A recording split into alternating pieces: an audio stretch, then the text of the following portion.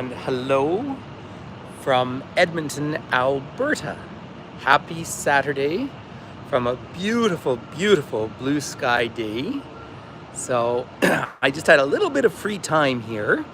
I arrived from Vancouver yesterday to Alberta's capital. The flight's only like an hour and 25 minutes.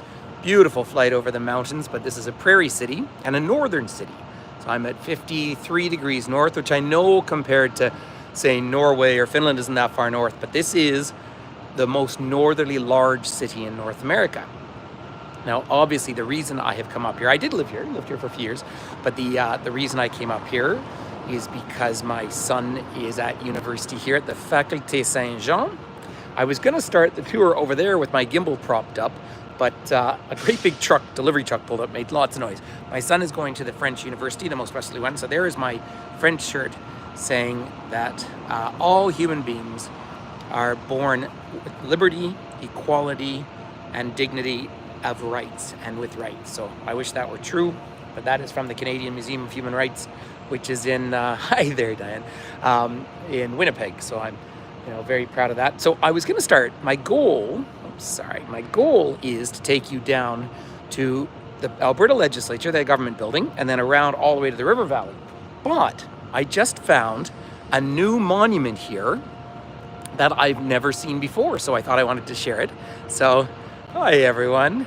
Shabbat Shalom. Yeah, Finn is out for about 2.5 hours, but then we're meeting my friend Noel, who has actually done a couple of live tours with me before. Tomorrow morning we're going to what I think is the best dim sum in all of Canada that I know of. But last night we went to Norman's restaurant. Now obviously my kid is counting his pennies as a student these days and he's not working. But we went out and I actually had a pretty fabulous meal. Finn had a whole bunch of seafood and fish. Hey, salut Alain. But I had some elk and wild boar and that sort of thing, so it was really neat. But I want to come and show you this monument right behind me here. So I drove past this and I'm only about 2 blocks from the legislative grounds, so I wanted to show it to you, and I wasn't exactly sure what it was until I came and had a proper look at it, and this is fascinating. So these are canoes here, but on top of the canoes are David Thompson. So David Thompson is widely considered to be the greatest map maker of all time. He may well have mapped out like 2/3 of what we now consider to be Western Canada and the Pacific Northwest. I mean, predating Lewis and Clark and that sort of thing, of course. And it's telling his story for the 1790s. He was, if memory serves, he was an orphan, but he's from London, and then he signed on. Look at this beautiful sky up here. I do see a lot of people signing on that I know, so it's lovely to have you here. I know I put this up very last minute, as is always the case. So, feel free to always share this. Hi from the Banff Springs Hotel. That is really fun. I believe that's the Banff Springs Hotel in Banff, Scotland, which is a pretty cool thing. Well, I'm up here in the capital, of course, of Alberta, the province of Alberta. Born in London, England, Thompson came to Canada as a 14-year-old to work with the Hudson's Bay Company, 1784 to 1797, and later with the Northwest Company, 1797 to 1815, as a trader, explorer, and surveyor. During his time, he wintered in what became Fort Calgary at one point and learned a great deal from First Nations elders. His partner, his wife was Métis, so he was very much linked deeply with the First Nations community. But his ability to read, his maps that they did in the late 1790s could still be used today. He was the one who crossed over the Continental Divide, went into the Columbia River Valley where he met the Kootenai people, and had, sorry, I just keep watching for traffic. But his map, I can't remember the exact number, but like here it says June 7th, 1807, Sunday, variable weather, much rain in the morning and evening. The country is very mountainous and all nearly perpendicular. The hills at the base of the mountains are very wide and high. His story of coming through in these Voyageur canoes, this really is, and of course Edmonton, there we are, Fort Edmonton, predates Calgary by nearly 100 years because this was all the fur trade along the North Saskatchewan River.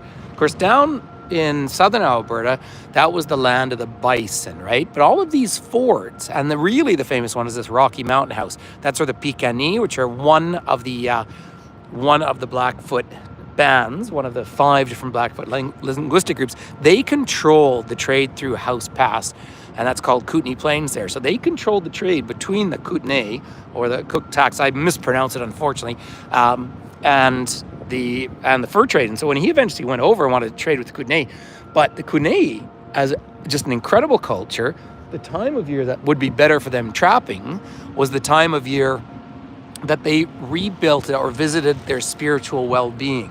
And so they wouldn't go on trade. It was just so much to learn. But he was, as far as I can tell, respectful of it.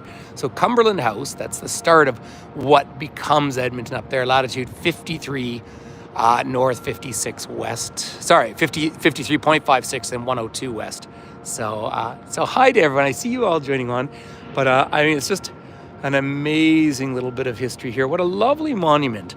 And again, I mean, a lot of these explorers share the reality that this land was colonized and a huge amount of life was lost. But the first years of the fur trade, that first 100 years, remember it was May 2nd, 1670, that the Hudson's Bay Company got its charter from King Charles II. There's now King Charles III, who's going to come up in our conversation today. But because of that, the first 100 years was pretty good for a lot of the indigenous populations. Then it turned into a dependence and a sort of servitude. So there's a great deal to talk about. So John, Finn is not with me. Finn is just at an event at the synagogue right now. At the first one that he's really participating at here in Edmonton. So that's fun for him. And so I'm picking him up in an hour and a quarter, and I just desperately needed some exercise. So I thought I would go for a jog down in the river valley, and then I thought, well, heck, I'll bring all of you with me for a little walk because it is a beautiful blue sky day. It was nearly freezing this morning. Here, I'll turn this around for a minute.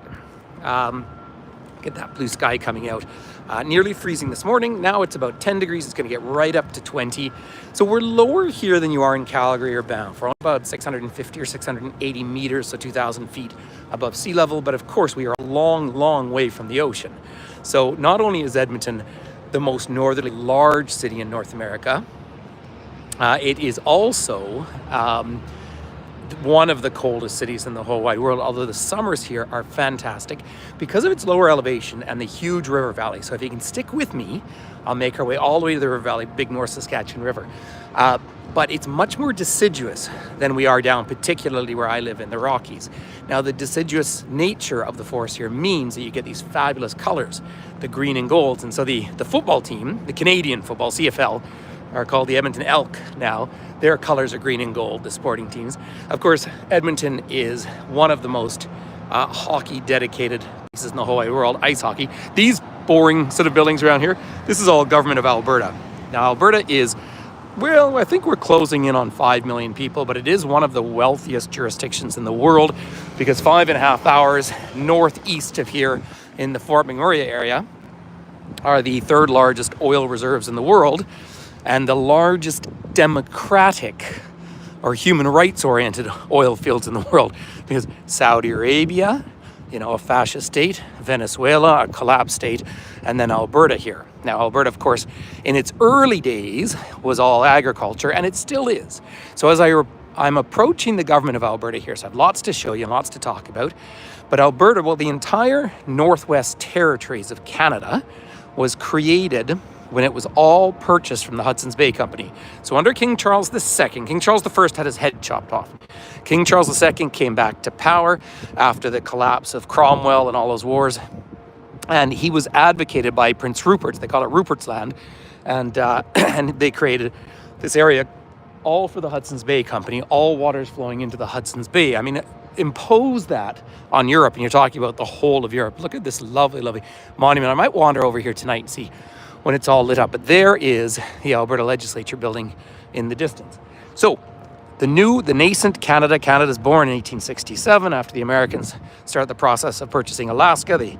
They decide to unite the country with a train. The train goes through the southern route, arriving to Calgary in 1883, Banff in 1883. Of course, so many of the long talks that I give about the history of this country is all around that Banff Springs Hotel in Banff, Canada, that finances the train, etc., etc. Well, as the population grows into the Northwest Territories, they carve out these provinces.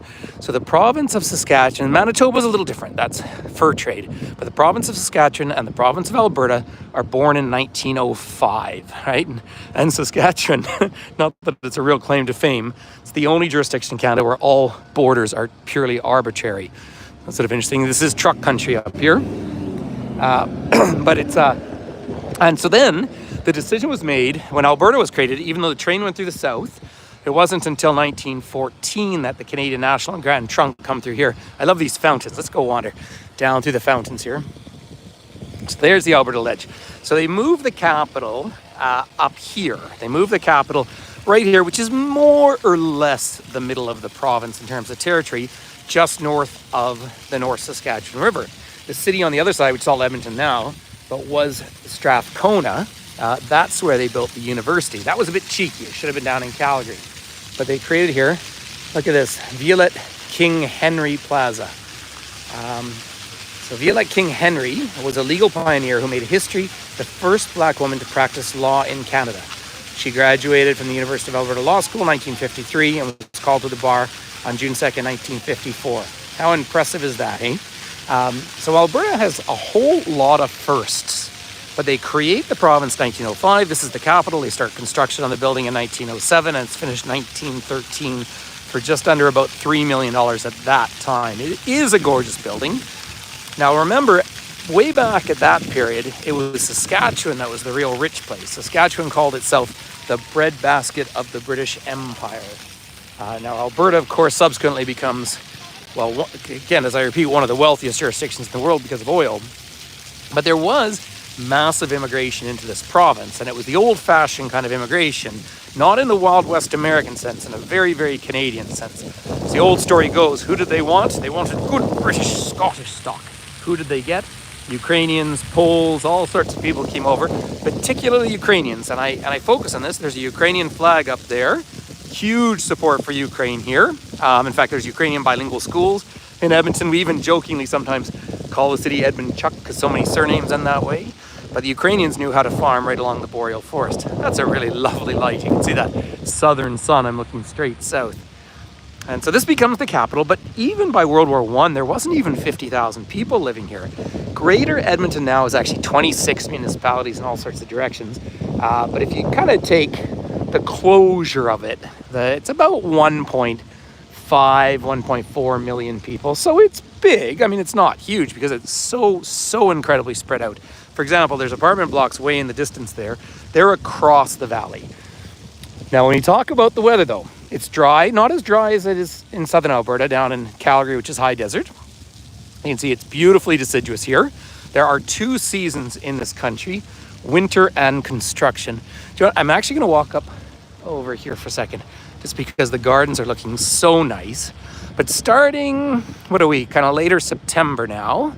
So starting in early October, the snow will begin to fall. Now, there's lots of blue skies here. But the snow will fall and it will freeze up. Hi, Emily. I just want to say a big hello to everyone joining on. I know I put these up so last minute. And the people who help me with my social media, my website and everything always tell me to plan these all-in events. Oh, Emily, you're here, aren't you? It will. I remember, so when I moved here, I love winter in Edmonton. I like it better than winter in Calgary, and I will tell you specifically why. Because the snow stays. So when I lived here for about 3 years. My son was born up here, but while I was here, I wrote a couple of books, and so I'd be home in the winter writing, and then I would get on my cross-country skis. I lived right down in the river valley, right by the pyramids, which I want to show. In fact, if I have time, and I don't know if I will on this trip, but the neighborhood where my son's university is, or his faculty, is just, it's as nice as a neighborhood looks anywhere in the world. So you always have to pick where you walk here. Somewhere under, but yeah, the snow will fall, and unlike Calgary, which gets the Chinooks, winter will stay. Now, there are exceptions, but Edmonton has done an excellent job, in my humble opinion, of creating a lot of internal culture and internal activity. You know, the old joke is Calgary comes out to the mountains every weekend, but Edmonton is 4 hours from Jasper, and of course our beautiful Jasper had the horrendous fires this year. And so, 3 hours before you see the mountains means here in Edmonton, they've got festivals all year round. Oh, there really is construction going on down here. All right, I won't walk that way. So you have all sorts of events going on year round. So where I lived, when I did live here for those few years, we had the Edmonton Folk Festival, considered to be one of the best, if not the best, in all of North America. So it's not even a tourist attraction because it sells out locally. And so I used to get free tickets because you had noise but I mean, I had pictures of a little boy dancing there.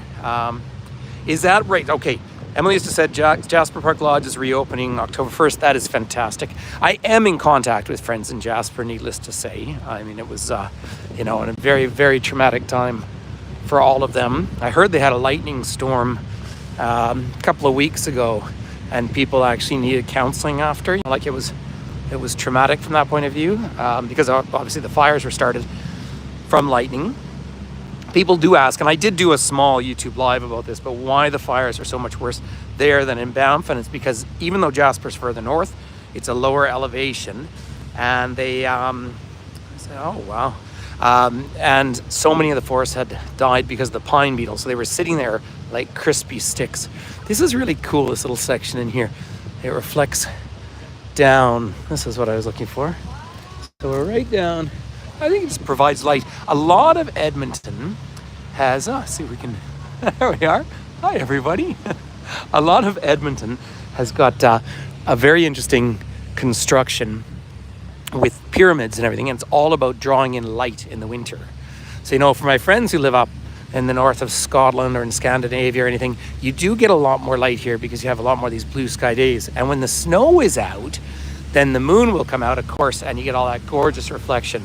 So lovely fountain. Usually, where they're doing all this construction over here, I don't know what they're doing there now, but when they do all that, in the summertime, they leave these fountains going, and people come down with their kids and play out there. So here is the Alberta Ledge. So it has obviously the Alberta flag. It is a unicameral government. That means it is still the Westminster system here. The premier is a person named Danielle Smith, who I went to university with. And I will not hide the fact that I have no respect for her whatsoever. So I will come up here every now and then just to protest. Oh, hi. Yeah, isn't the reflection lovely? The reflecting pools are wonderful. So it's the government are the so-called United Conservative Party. Now, Alberta has been ruled, except for 4 years, by Conservatives in one form or another all the way since William Aberhart came to power in 1935. He was Bible Bill... Oh, Justina asked me to meet her at university. Oh, yeah, we debated. Yeah, she was more moderate back then. She's now controlled like a puppet. But anyway, that's another story for another day, but it is interesting. Right now, if there were an election in this province, her party would lose, which is good to see. Let me come show you this monument over here. Now, correct me if I'm wrong, I'm sure this is the Ukrainian one. Yeah, I haven't been back up here for a couple of years. This is, incidentally, where Emily and I will agree, and most people, Edmonton totally votes against the United Conservatives, and most of urban Calgary does. So it's just that same gerrymandering of values. But yeah, these are the Ukrainian settlers here. So yes, I do feel very, very at home in terms of human rights and everything in Edmonton too. I think that's really important. But there is, the province of Alberta has a lieutenant governor general who is the representative of the king. So it is actually that structure.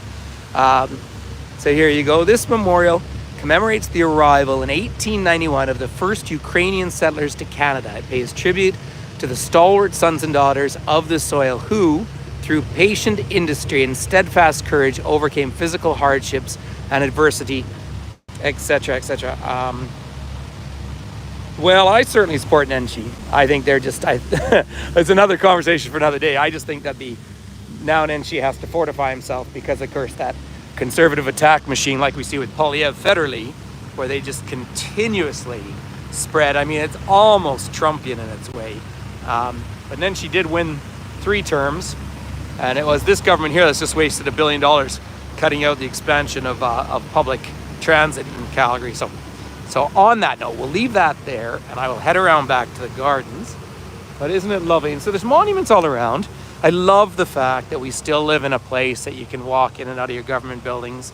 The tour that I just finished yesterday, in Vancouver, which are all people from Quebec. They were lovely. I really enjoyed their company. and they did the tour of the legislative building in Victoria. Now, if you ever get to tour one legislative building in this entire country, you need to go to the one in Winnipeg, Manitoba, because it is all Masonic. But rather than having Sphinx, for example, they have bison.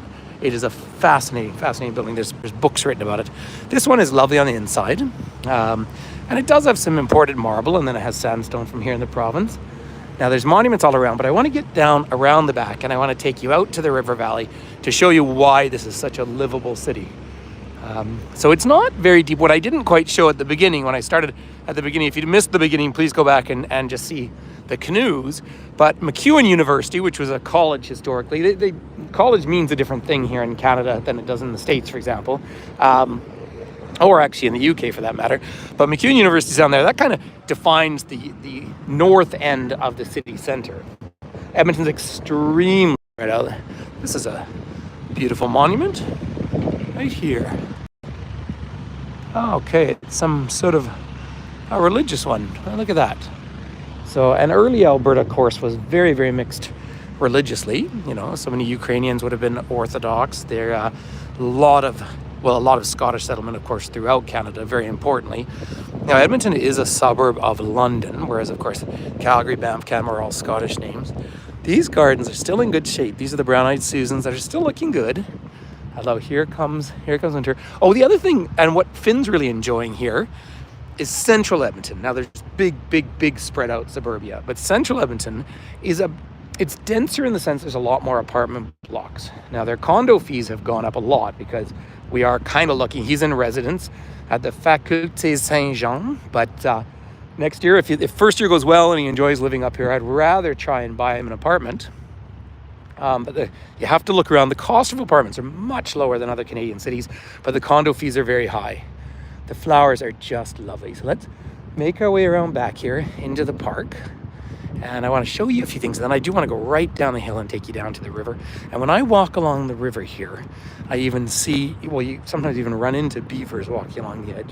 It's just such a neat city that way because you're so close to nature and you're so isolated. I think for my friends from the UK, that's what is hard to imagine. You know, we're 300 kilometers north of Calgary, 150 north of Red Deer. It's a small-sized city between the two. You go north from here, and you can drive for hours and hours and hours before you get any substantial population. So, because we have a Lieutenant Governor General, do you know it would be easier for the UK to end its role with the monarchy than Canada? So, King Charles III is the King of Canada, whether you believe in that or not. But every province has its own lieutenant governor, and so its own role. But this garden here, so set aside the fact that it's monarchy, which, to each their own, I'm not a huge fan of, but Lois Hole was lieutenant governor, and she was called the Queen of Hugs. And she hugged everyone, and she eventually died a long battle with cancer. There we go, the Lois Hole Memorial Garden. Caring is the soul of gardening. Life is that way too. With our families, our work, even our hobbies, we do our best. We can only do so much. We take risks and place our trust in factors beyond our control. Yet in the end, we are almost always rewarded with a beautiful harvest. What a lovely thing.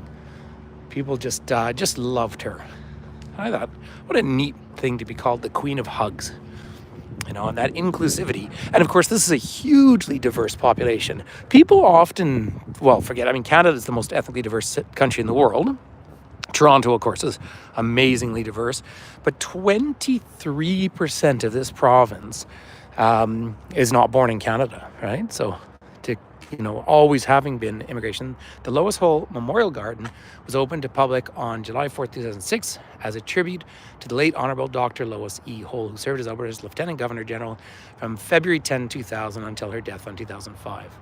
She was a prominent businesswoman, best-selling author, and community advocate. She was born Buchanan, Saskatchewan. That's interesting.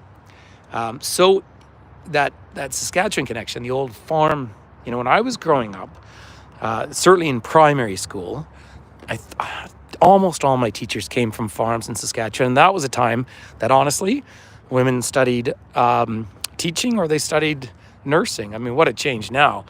It's the first, of course, all these firsts in Alberta, the first 2 women elected anywhere in the British Empire were elected in southern Alberta. And that story, which I've told before in Calgary, That's all tied back to the fact that in World War One, the War of Empire and so forth, the people of Alberta specifically, well, of West of Canada, heard the call, again, for better or for worse. But if the men were killed over, which they were in mass over in, well, the Somme, for example. Oh, thank you, Sarah, for the contribution.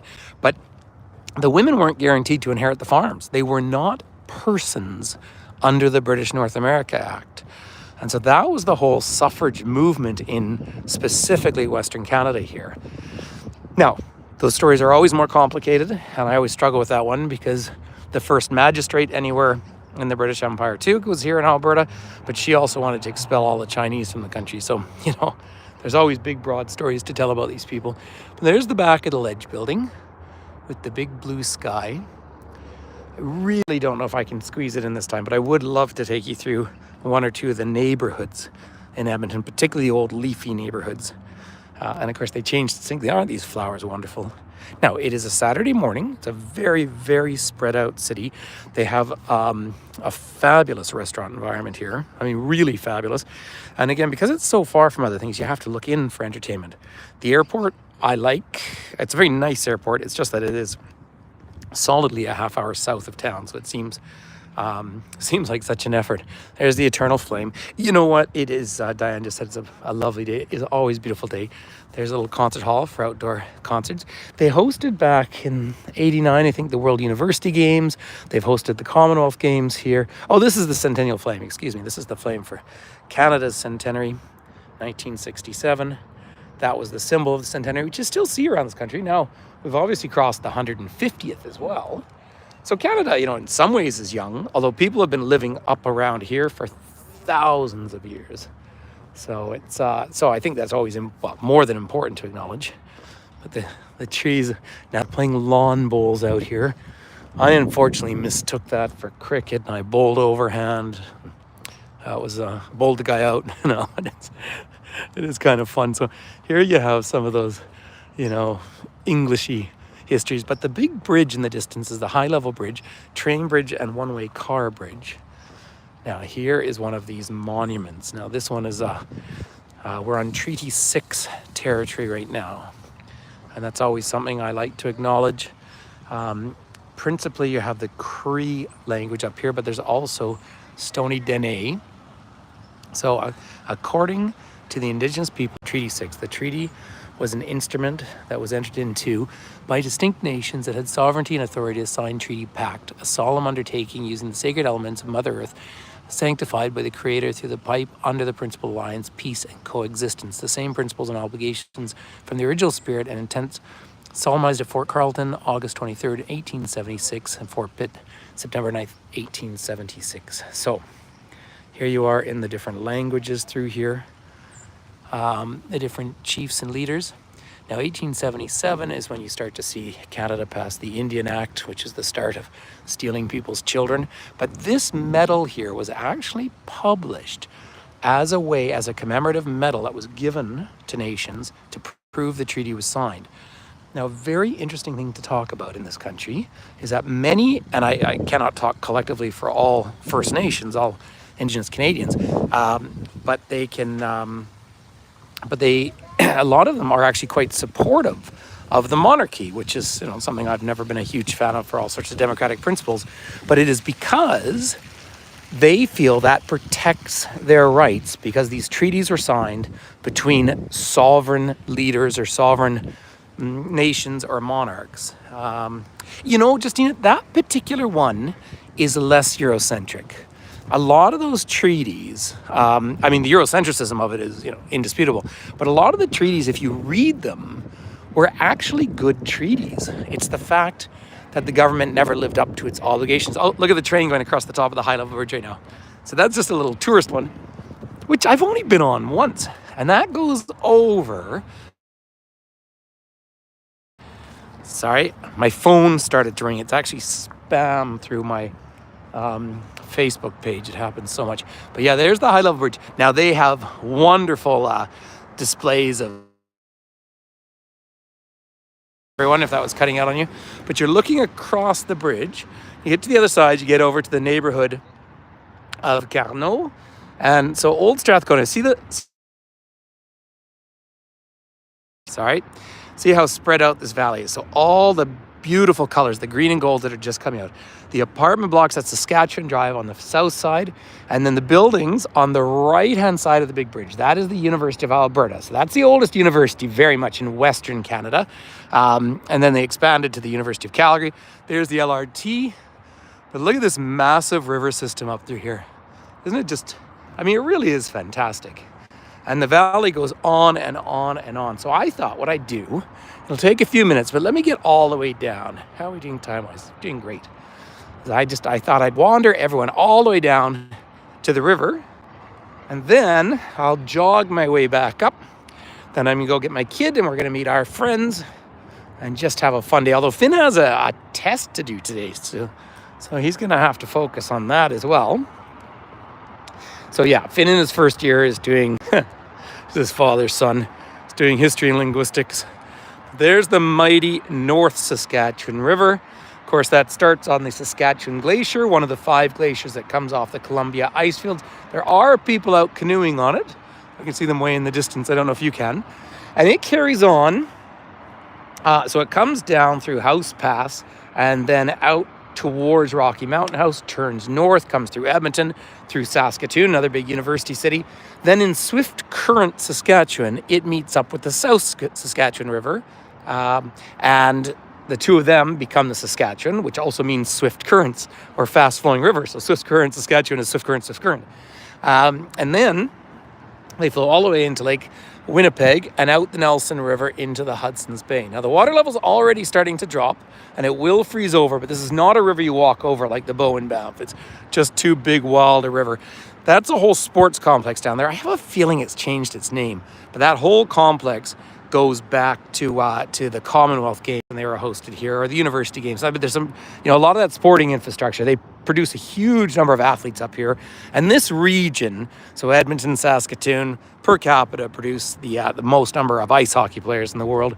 Probably not that surprising, given you can skate outside for several months a year. I was just asked whether Finn is enjoying it up here. He absolutely is. Now, talk about some of the negatives, I just saw a little bit of graffiti, which you never used to see. But there is a homeless issue up here, and this is not a pleasant city to be homeless in, right? Now, the mayor is a good person. He came to Canada as a refugee, but it's having the same urban challenges that other centres are.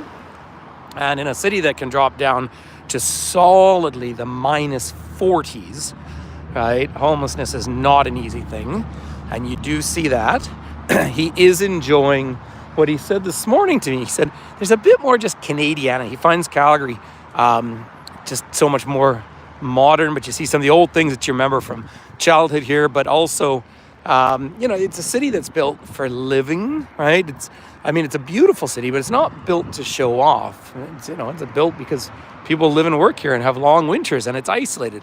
So there's the big high-level bridge to the left, and there's the LRT, the light rail transit, to the right, and then over to the university grounds. Now, his campus is actually about 3-4 kilometers down.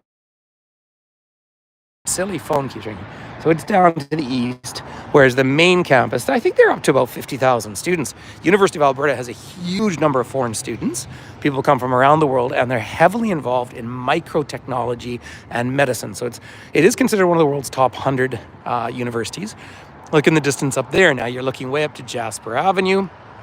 We had dinner down at Norman's that way. See how people are all out getting their exercise, walking the steps in and out of the whole river valley all the time. But those big towers, and of course, one famous person lived up in one of those towers for years. That was Wayne Gretzky, of course. Arguably, I think most people seem to agree that he is the greatest hockey player of all time. And he was here when they had that time in the 80s where they won, 7 or 8 Stanley Cups. This building up here, by the way, is the Royal Glenora Curling Club. So if you're going to be a winter culture, you might as well have curling. But if I kept walking in that direction just for about a kilometer, am I a bit blurry? I think if I'm a bit blurry, it's going to get a little noisy over here. It's probably because I keep getting these spam phone calls. But hopefully clear up as I get down here right now. Great. I'm glad sometimes it's also where people are. But yeah, I just think I keep getting these My phone now, I have to work out how to deal with that too. My phone rings several times a day with these profiles that come through Business Suite. So, but if I keep walking down here, about less than a kilometer, I would be at Canada's oldest or first municipal golf course, the Victoria course. And it's 9 holes and it's nice and it's quite an easy course. That is the one and only time in my entire life I ever shot par. And I don't know why. When I lived here, I golf maybe twice a year now, but I went out one day and just shot par. I've never, ever, ever done that, but I always have warm memories. But in the winter, you go cross-country skiing on it.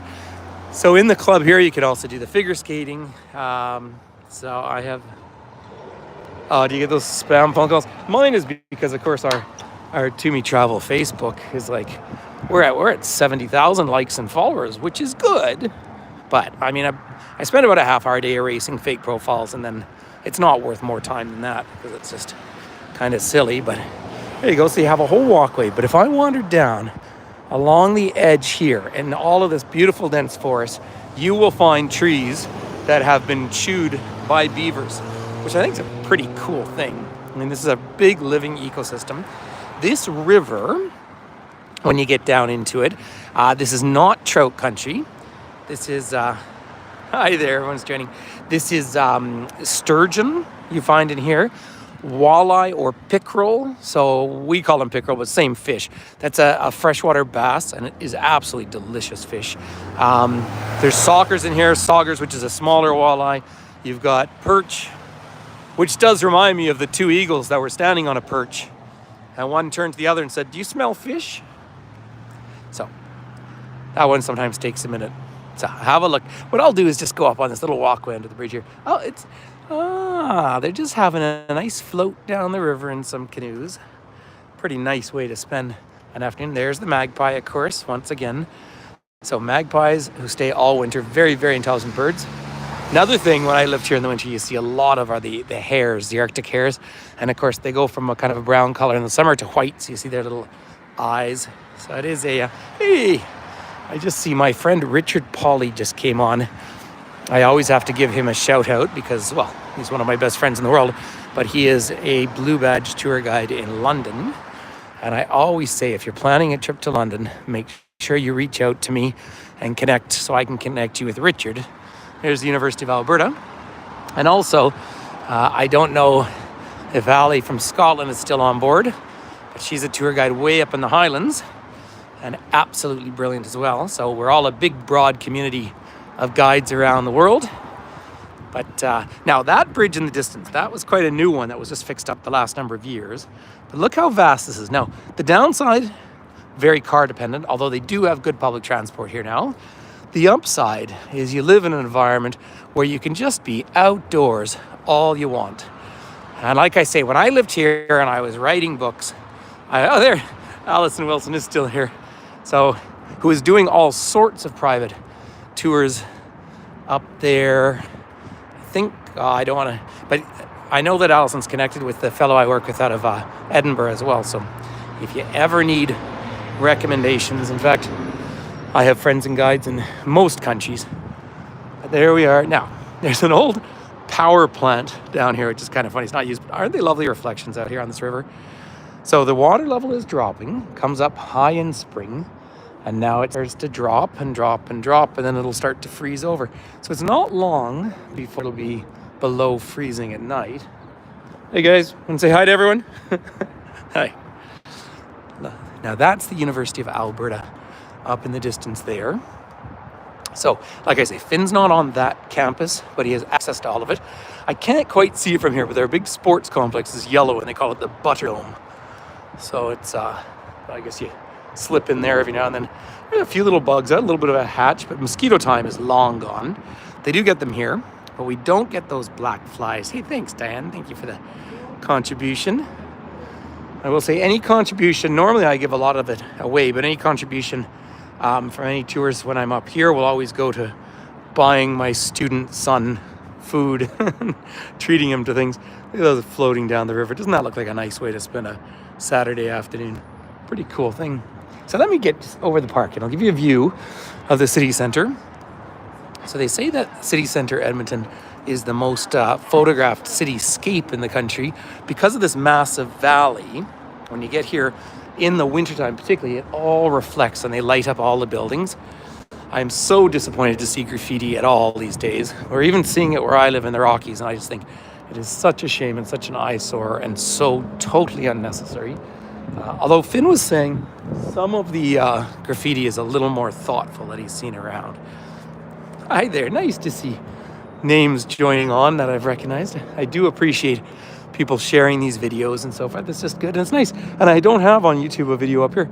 See, nice new towers in the distance. Now, if we were to drive for about 7 kilometers straight there, so west and north, you would get to West Edmonton Mall. Now, West Edmonton Mall, when it was built, was the largest indoor entertainment and shopping center in the world. It's now like 30th or something, but it really sucked the life out of the city center at the beginning. So that's the complaint. On the upside, in a city that does get this cold, they built an amusement park with a roller coaster. They had a wave pool with waves big enough that people could kind of certainly body surf and just about bodyboard on. So, you know, that was the model. And there's a good chance we'll be out by it tomorrow, because tomorrow morning, oh, great, Emily. Tomorrow morning, we're going for dim sum over there with some friends who live up on an acreage outside of town. And you know what? Because I live in such a small town, I usually go, well, what happens when I go to these big shopping malls is I look at the malls and think, oh, you know what, I'm going to buy, I don't know, a shirt or something. And then I wander around and get lost and confused and leave. So that's the extent of what I do with that. But let me just see. All right, so we're here by this spectacular, oh, the blue sky is just gorgeous, isn't it? I mean, it just beautiful. So again, if you've just joined on, we've been up at the Alberta Legislature, which is up behind the high-level bridge up there. So we don't get the real cityscape. I need to be up by those buildings on Saskatchewan Avenue. In summer is lovely, but in the winter at night, when they have lights on the buildings and it reflects off the snow. And then these are these coulee formation systems. The rivers flow fast in Western Canada. So from the mountains all the way down to the Hudson's Bay. Hudson's Bay is obviously like Manitoba's dead flat. But here, the declination is about 1 meter a kilometer. And so that means the water flows really, really quickly. And that's why it cuts into such big valleys, big river valley systems like this. And you really cannot build right along the rivers because that raises flooding. In fact, when I did move up here, of course, I like to be in topography because I'm a mountain kid. And there were 3 neighborhoods in the river valley, and all 3 have experienced flooding before. Now, floods happen in the springtime. If you have a huge snowpack, it is amazing how quickly spring kicks in all of a sudden, usually late May, and that melt can happen in a week. So that can cause the river to come up and burst its banks, right? So there was one warning. So I was living here in the early mid-2000s. And Finn was born in 2006, and I know that because he's 18 years old now. Isn't that amazing to think? So trails everywhere. And whilst you have to be kind of careful in a big city, I feel always so safe here. There's the trembling aspens there. Oh, good question. Is the river colder? No, I would say it's warmer. It's certainly warmer here because it's already come about 400 kilometers from its headwaters. So the Bowen Banff, where I'm really looking forward to swim tomorrow afternoon. Yeah, 2007, that's right. And I was in, thanks Emily for saying that. Yeah, I was in Cloverdale, and I remember police were posted in case we had to evacuate. Nothing happened. Oh, here's a little cycling club coming down here, a little mountain biking club. So it's a very, I think it's a great city to grow up in. Now you have a large transient population because so many people come out to work and they use Edmonton as a jumping off to go up and work in oil. And then there's also agriculture is massive throughout, well, the whole province of Alberta. And then there's lots of forestry. When you go west from here, you transition from oil and gas and coal, actually. And then you move further into bison, where they're raised, and ranching, and then into forestry. So lots of things that happen. So look at that. Sorry, just, all of these sports complexes. I used to come and play ultimate frisbee down here. No, it's nowhere near the sea here. We are inside the continent. I mean, distinctly inside the continent. So we're protected by the Rocky Mountains to the west. That's why this is a true continental effect. So I'm just going to come up here. Now, I do have to go all the way back over the big, tall building in the distance. That's kind of near where I'm staying. There is the Alberta legislature there up on the hill. So that's what we've walked over together today, ladies and gentlemen. So it's been a nice, long 45-minute visit. So it's so lovely to connect with everyone. So, but we'll see if, I guess I'll probably go back the way I came. So the Edmonton Huskies Football Club is based over here. No, the river's so wide because these are the glaciers and the Columbia ice fields melting, and then all of the water that is around in the mountains and everything from the prairies, of course, is all a giant system here. So yesterday when I flew over, I went right up over the mountains from Vancouver, and gorgeous, beautiful, beautiful Vancouver. But after I peek up over really Jasper, then you just watch the prairie come down and all of these big formations, river cut coulee formations form everywhere. So there we are. It was fun to give just a little bit of a hello again from this really fascinating city, everyone. Oh, you're very welcome. Well, it's so nice. Honestly, it's such a pleasure to connect with everyone. I've been very busy. Just to catch up the next couple of days, I'm drive home tomorrow afternoon. Then I have a private tour Monday. Then Tuesday, I have a group of Welsh singers coming for just a week, Banff area, and then they're performing in Calgary. And then I'm off to Boston, Massachusetts. And then, by the way, oh, hi, Michelle. Nice to see you here. For Edmonton folks on board, I will say a big hi to Finn. I put a little video in our subscriber group. If you haven't joined yet, please do. It's literally only $2 a month, but it's just a way of just connecting a bit. And things like Finn, because a bit more private, I just post in places like that for him. So maybe someone can share the link to the subscriber group. Like I say, for such a small amount, it's just a nice way of filtering out some of the spam that happens on the big page. So do appreciate if you can do that. So all that noted, yes. So then I'm off to Japan, by the way, for those of you on board here who are coming to Japan. Everything is set. I have all hotels confirmed, everything done. And then Costa Rica, Nicaragua, we still have 4 spaces left. And I'd really like to get those filled up right away because last minute I may not be able to. Everything's just so full. And then there are some people from our group who have already booked their flights to Mexico for Oaxaca in January. So I always cap that one down at like 10, 12 people maximum. So this year in January, we're going to start in Mexico City for 3 days for the Europeans to come in because it's the only way to fly in or from the UK. And all I do is take you around myself. And I stay in quite a good hotel in Mexico City just because the air quality and safety. But then we go down to Oaxaca, stay in the same place I stay in every year. And then from there, you'll be, Puerto Vallarta. You should be coming to Oaxaca rather than, but I love Puerto Vallarta. And then I go down to Huatulco, of course, at the beach for 3 days and go look at the same humpback whales that I saw just the other day. I only got their spray, but anyway, ladies and gentlemen, peace and love from Edmonton, from the far north here. So nice to connect. Hi to everyone around the world. So I was just trying to turn the screen around. There are black bears, no grizzlies here. You can tell there's no bears around at the moment because they're just jogging rather than sprinting. Ha ha ha. Okay, tout le monde, à bientôt. Keep in touch. And I'm going to go get a kid and we are going to have Japanese lunch. You know, when you live in a multicultural city, you get to eat wonderful multicultural food all the time. Take care. Lots of love. Bye-bye.